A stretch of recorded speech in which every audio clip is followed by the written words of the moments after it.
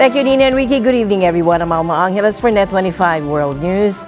On tonight's headlines, could a Chinese AI breakthrough be the wake-up call U.S. tech needs? Now, that's what President Donald Trump seems to think. Now, he said the rise of China's DeepSeek AI should be seen as a spark to push American companies to innovate even harder. But with DeepSeek reportedly matching U.S. tech at a fraction of the cost, could this mark a major shift in the global AI race? A Chinese company should be a wake-up call for our industries that we need to be laser-focused on competing to win, because we have the greatest scientists in the world. Even Chinese leadership told me that. U.S. Immigration and Customs Enforcement, or ICE officers, along with federal agents from the ATF, DEA, or DEA, and U.S. Marshals Service conducted arrests in Chicago. The Trump administration recently authorized these agencies to assist ICE in immigration enforcement, aiming to crack down on illegal immigration. And the news starts now.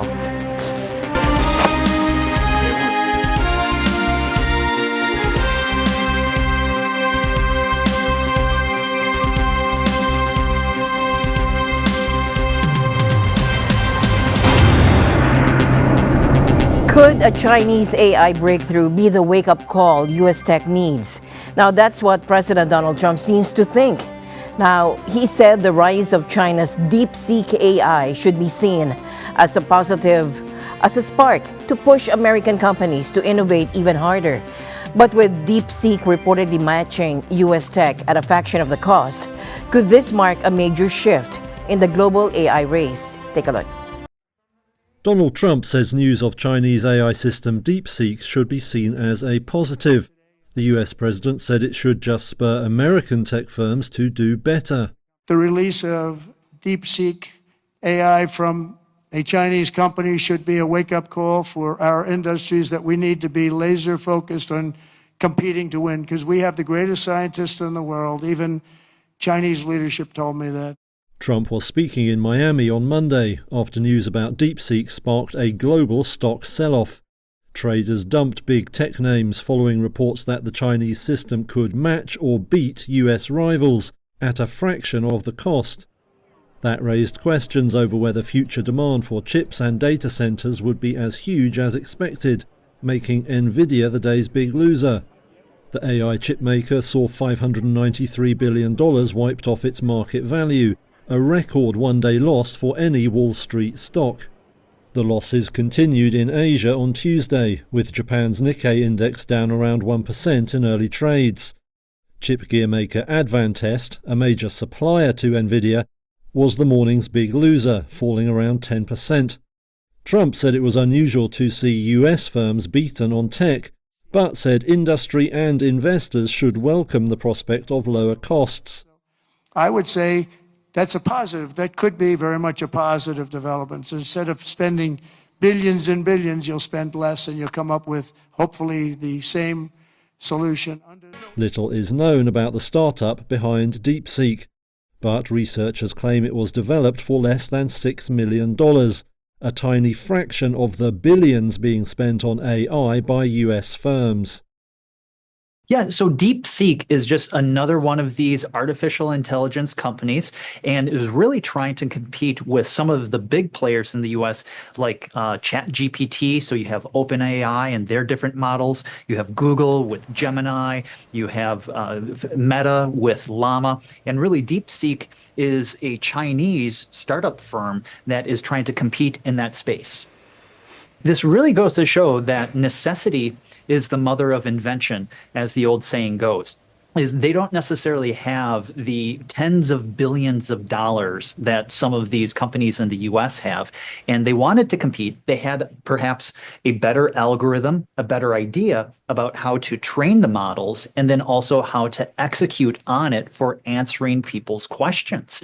And they are using a slightly different technique, which is apparently, based on the data so far, a lot more energy efficient and efficient in terms of the chips that it might take as well. They were able to really do this on what some people would call a shoestring budget. Well, I think that really we do need to worry or maybe wonder about how President Trump might respond to this news. Does it come about that because the really restrictions on exporting chips to China apparently didn't really work all that well?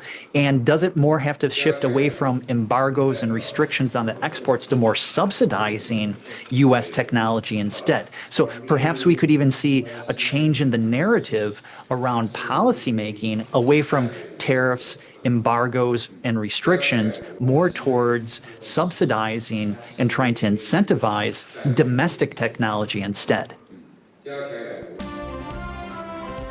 Now, Chinese startup DeepSeek announced that it's temporarily pausing new signups following a cyber attack. The company's AI assistant has been gaining massive popularity, even becoming the top-rated free app on Apple's US App Store. Now, earlier in the day, their website experienced outages as users flocked to the platform. Take a look. Chinese startup DeepSeek, whose new low-cost AI model rattled tech stocks Monday, suffered a large-scale cyber attack, causing it to temporarily limit registrations. Earlier in the day, DeepSeek said it was hit by outages on its website after its AI assistant became the top-rated free app in Apple's US App Store and overtook ChatGPT in downloads. DeepSeek claims it uses cheaper chips and less data, challenging the idea that advanced semiconductors, like those made by NVIDIA, are needed to run AI applications. That sent major tech stocks tumbling, with shares of NVIDIA falling as much as 17.8% at one point Monday morning. Brian Jacobson is chief economist at Annex Wealth Management. This could really be a change in the script, a change in the narrative around artificial intelligence, where it's no longer about what has been called the picks and shovels. That was like NVIDIA, as far as with the chips that they were selling, and maybe even the data center providers. Now it's moved on from the picks and the shovels more to perhaps the refiners and the jewelers in that narrative, where it's more about what's the actual use case of the technology. DeepSeek's popularity has also upended widely held views about U.S. dominance in the AI space and the effectiveness of Washington's export controls targeting China's advanced chip and AI capabilities. Little is known about the company behind DeepSeek, a small Hangzhou-based startup founded in 2023 when search engine giant Baidu released the first Chinese AI large language model. Since then, dozens of Chinese tech companies, large and small, have released their own AI models, but DeepSeek is the first to be praised by the U.S. tech industry as matching or even surpassing the performance of cutting-edge U.S. models. Could TikTok soon have a new owner? President Donald Trump says Microsoft is in talks to acquire the popular video app, and he's hoping for a bidding war. Trump, who has long raised concerns about TikTok's ties to China, says he'd prefer to see the app in American hands to protect jobs and national security. But Microsoft isn't the only player in the mix. Donald Trump says Microsoft is in talks to acquire TikTok. Speaking Monday, the US president also said he'd like to see a contest for the app. We're going to have a lot of people bidding on it, and if we can save all that voice and all the jobs, and China won't be involved. You don't want China involved, but we'll see what happens.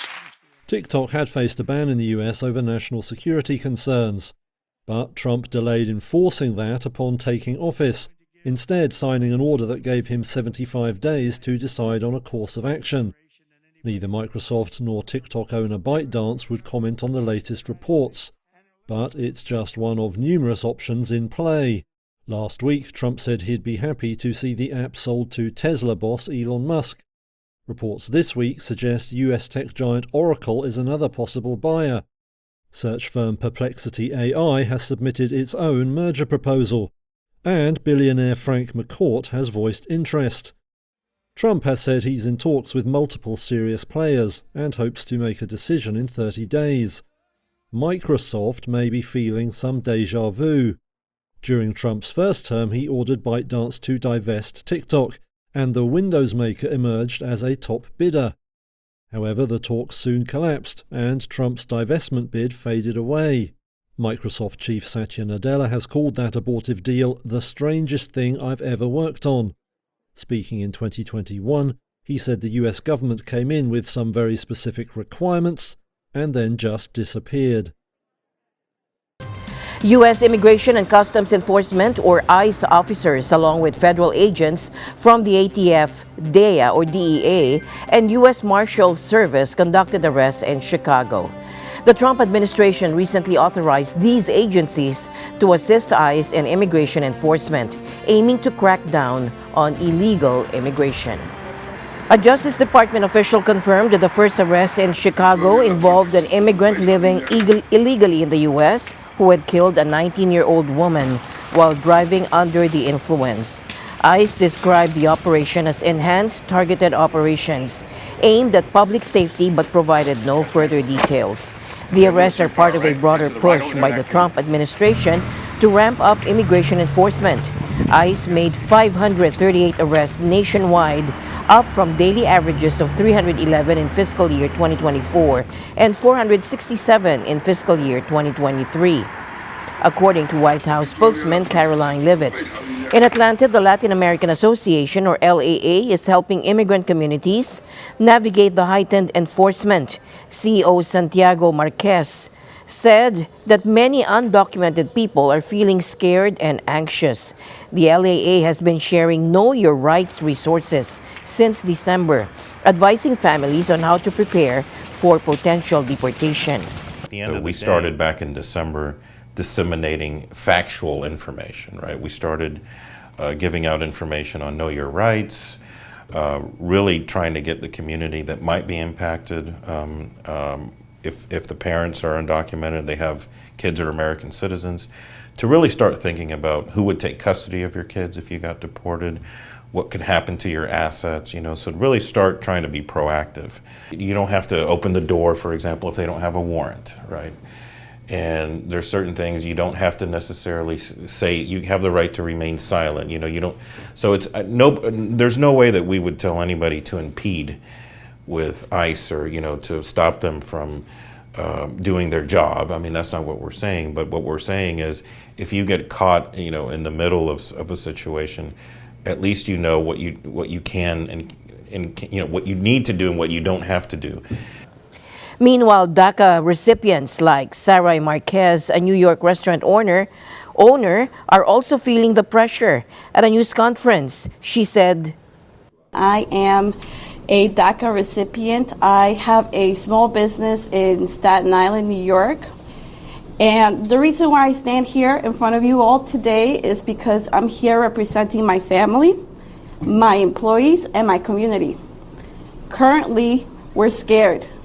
We are facing a moment where we feel as though we're not safe. We don't know what's going to happen. There's panic, there's chaos. My business, we've been operating for 5 years. My lease is up. I had to have a conversation with my landlord and tell him, hey, I don't know what's going to happen. I don't know how long I can renew this lease for because I don't know what the future awaits. the Trump administration has terminated programs like one allowing migrants in Mexico to schedule asylum appointments at legal border crossings, and another permitting Cubans, Haitians, Nicaraguans, and Venezuelans with U.S. sponsors to enter by air. It has also invoked an obscure immigration statute to deputize state and local law enforcement to detain immigrants. Immigrant advocates are urging communities to stay informed. Murad Awaide, president of New York Immigration Coalition, reminded this to migrants. The lawsuits have started. The fights are going to continue. And we have an enormous amount of work ahead of us. But the most important thing I want our communities to know across New York is that they have rights. And they can visit our website, nyic.org/KYR, and learn what their rights are. They don't have to open up the door. They can ask through the door is there a judicial warrant. They have the right to remain silent if they are approached by ICE or any agency asking them any questions in the street. This is a moment where we all have to come together as New Yorkers to fight for our families, to fight for our communities, and ensure that we continue to allow our people to thrive here in the state of New York. As the administration continues its crackdown, including using U.S. military aircraft for deportation flights, uncertainty looms for many. I try to tell my family, my staff, everyone, hey, everything will be fine, but how can I say that when I myself don't know if everything's going to be fine? U.S. President Donald Trump and Indian Prime Minister Narendra Modi had a lot to talk about during a phone call. The White House says the two leaders discussed strengthening ties between their countries, especially when it comes to trade and security. Trump reportedly urged India to buy more American-made security equipment and work towards a fairer trading relationship. The two also touched on immigration, and it sounds like Modi could be making a trip to the U.S. as early as February. This call comes after some tensions between the two leaders. During his re-election campaign, Trump called India a very big abuser on trade and even threatened tariffs on the BRICS group of nations, which includes India, if they didn't meet his demands. But despite those past frictions, the White House called the conversation productive, with both leaders discussing expanding cooperation on issues like security in the Indo-Pacific, the Middle East, and Europe. India remains a key strategic partner for the U.S., especially in countering China's influence. And Modi seems keen to keep things friendly, calling Trump a dear friend in a social media post and vowing to build a mutually beneficial partnership. With a two-way trade between the U.S. and India topping $118 billion last year, it's clear there's a lot at stake for both sides. An overnight Russian air attack injured 4 people, set a private business on fire, and damaged several houses in Kyiv, a city that has been under intermittent Russian fire since the start of the war, according to Ukrainian officials today. A 62-year-old woman was hospitalized and a 66-year-old man was injured when debris from a destroyed Russian drone fell, damaging several houses in the Kharkiv districts that includes and surrounds the city of Kyiv, according to the regional governor. Emergency services were called soon after midnight to a private business that caught fire in Kyiv as a result of a Russian drone attack. That, according to Mayor Imor Terekov on his Telegram messaging app. Ukraine State Emergency Service said the fire engulfed production facilities. 2 people suffered acute stress reactions, including a child. That, according to the emergency service. The attack damaged a gas pipeline, which the enterprise used for its production. As a result, a massive fire broke out. Before the gas was turned off, the fire grew to the scale we're seeing now. There was no immediate comment from Russia. Both sides deny targeting civilians in the nearly 3-year war that Russia started with a full-scale invasion in Ukraine in February 2022. Thousands in Bukavu, Eastern Democratic Republic of Congo, take to the streets against Rwanda as M23 rebels occupied nearby Goma. Philip Toledo reports. As gunfire rang out throughout the day, thousands of anti-Rwanda demonstrators rally in eastern Congo's Bukavu city. The demonstration comes as Congolese soldiers and civilians fled into Rwanda. Civil society leaders in Bukavu warn of a worsening humanitarian crisis as fighting displaced thousands. Civil society is disappointed that the Unsecurity Council's extraordinary meeting, held this Sunday, January 26, 2025, did not result in a binding resolution. Despite calls for a ceasefire and the immediate withdrawal of Rwandan troops from Congolese soil, the troops continue to advance. The humanitarian situation is catastrophic and concerning as thousands of displaced people fleeing the conflict are facing an unprecedented crisis.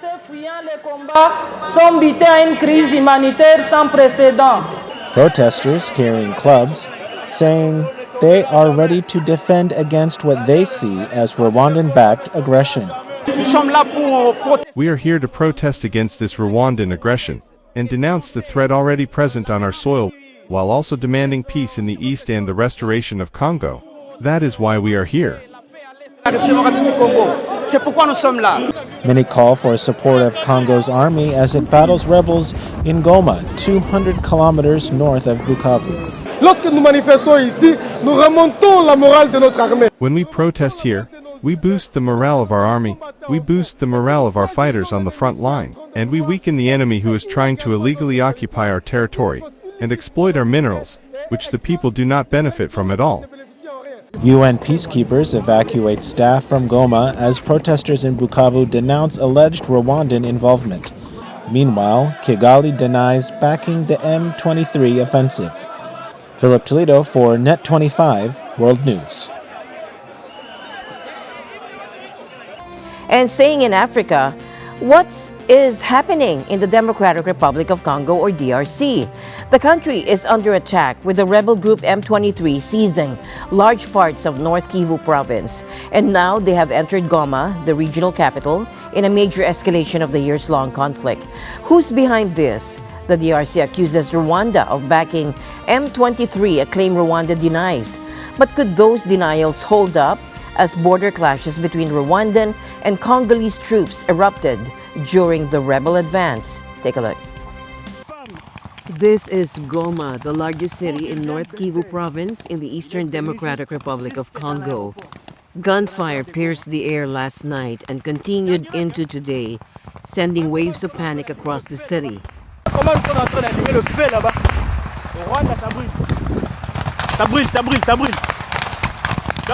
Rwanda is burning. It's burning, it's burning, it's burning. We are determined today to save our country. So the enemy is nothing.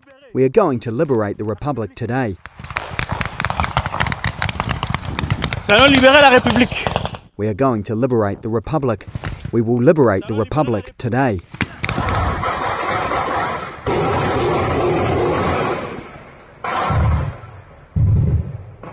Thousands of residents have fled Goma, clutching whatever they could carry. And for many, this isn't the first time they've been forced to leave their homes before. Goma, home to about 2 million people, already shelters nearly 1 million displaced by earlier M23 offensives. Now, with a rebel group claiming control of the city, fear is growing. I have indeed fled, but I cannot say that the enemy is already in my village. The Congolese army is still present in Mukwija. We fled as a precaution, because we know that when the enemy arrives in our village, they will forcibly recruit many young people into their movement.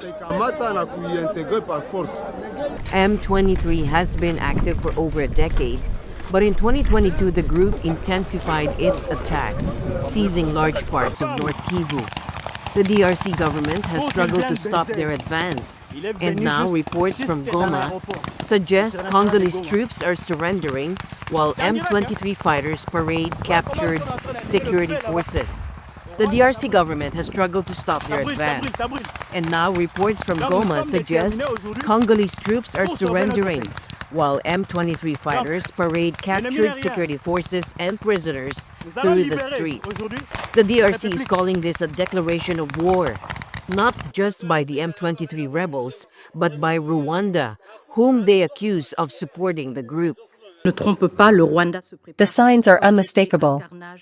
Rwanda is preparing to orchestrate a carnage in broad daylight with the brutality that would cause the darkest pages of our history. It is imperative that these combats cease immediately. Each hour that passes brings our region closer to a tragedy of an unimaginable scale. We refuse to see repetition of a nightmare of 1996. This dark page in African history that we have thought had turned to date. The victims are not only Congolese. This attack is aimed at Africa as a whole.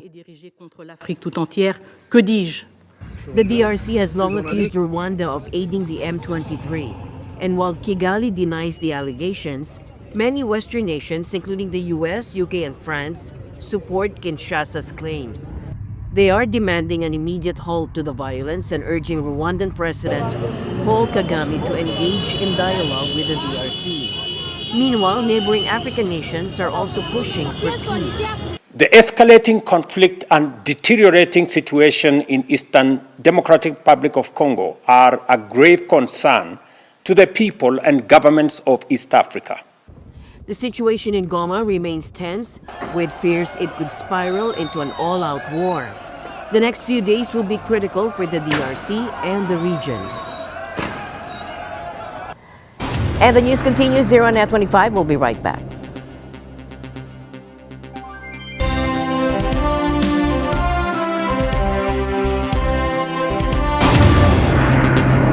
Google Maps will change the name of Gulf of Mexico to Gulf of America once it's officially updated in the U.S. geographic name system. Alphabet's Google said in an X post. Now, the change will be visible in the U.S., but the name will remain Gulf of Mexico in Mexico. Outside of the two countries, users will see both names on Google Maps. Reach for a comment, a Google spokesperson referred Reuters to the company's X post. Now, the Trump administration's Interior Department said it had officially changed the name of the Gulf of Mexico to the Gulf of America, and the Alaskan Peak Denali, the tallest mountain in North America, to Mount McKinley. President Donald Trump ordered the name changes as part of a flurry of executive actions hours after taking office on January 20. A short time from now, we are going to be changing the name of the Gulf of Mexico to the Gulf of America. And making good on a campaign promise. Auschwitz survivors are gathering with world leaders to mark 80 years since Soviet troops liberated the Nazi German death camp. Now, IRAC's expected to be one of the final major anniversaries where survivors are present to share their stories. Take a look. Survivors of the Nazi Holocaust on Monday marked the 80th anniversary of the liberation of the notorious Auschwitz concentration camp. The ceremony was held at the site established in Poland by occupying German forces, first as a forced labor camp and then as a key part of the Nazi machinery devoted to exterminating European Jews. More than 1.1 million people, mostly Jews, perished here in gas chambers or from starvation, cold, and disease. Those attending the commemoration included German Chancellor Olaf Scholz, Ukrainian President Volodymyr Zelensky, Britain's King Charles, French President Emmanuel Macron, Polish President Andrzej Duda, and many other leaders. They did not make speeches, but rather listened, for perhaps the last time, to those who suffered and witnessed firsthand one of humanity's greatest atrocities. The survivors warned against a global rise in anti-Semitism and against intolerance. Retired physician Leo Weintraub is 99 years old. He was separated from his family and sent to Auschwitz in 1944. It grieves me deeply to see in many European countries, but also in Poland, Nazi-style uniforms and slogans openly paraded at marches.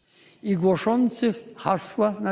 grieves me to see this happening without any consequences.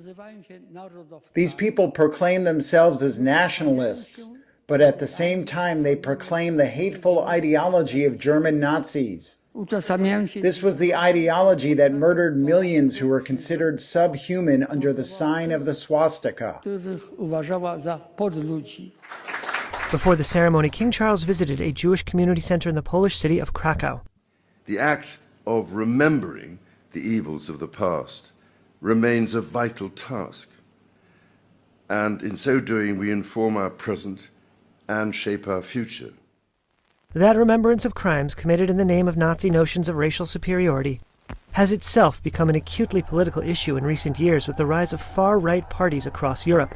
I think that is just very important, is that people take pride in Germany and being German. On Saturday, Elon Musk delivered a video address to supporters of Germany's far-right Alternative für Deutschland political party. AfD is running second in polls for the February 23rd election on a platform that includes playing down historical guilt for the Holocaust. I think there's frankly too much of a focus on past guilt, and we need to move beyond that. Saturday's rally prompted Polish Prime Minister Donald Tusk to say that, quote, the words we heard from the main actors of the AfD rally about Great Germany and the need to forget German guilt for Nazi crimes sounded all too familiar and ominous. And with that, we end tonight's broadcast. For everyone here on NET25, I'm Alma Angeles. Thank you for joining us. Good night.